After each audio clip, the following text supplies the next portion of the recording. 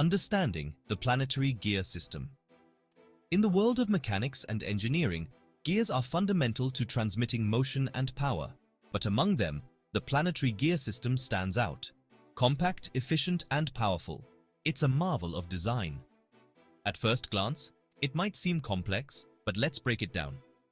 The planetary gear, also known as the epicyclic gear train, is composed of three main parts: the sun gear, planet gears, and ring gear. Components breakdown.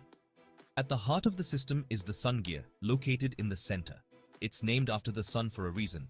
It provides the central point around which all other gears revolve. These smaller gears are called planet gears. They rotate around the sun gear and are evenly spaced within the system.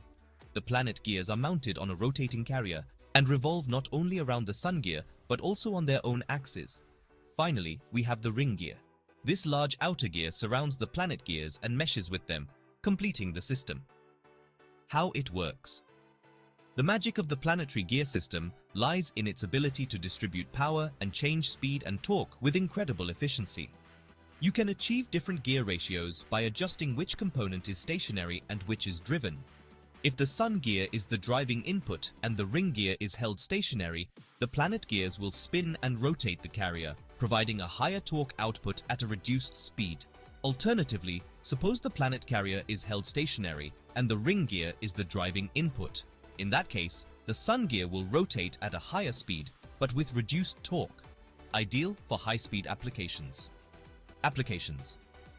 Planetary gear systems are found in a variety of applications, from automatic transmissions in cars to wind turbines and heavy industrial machinery.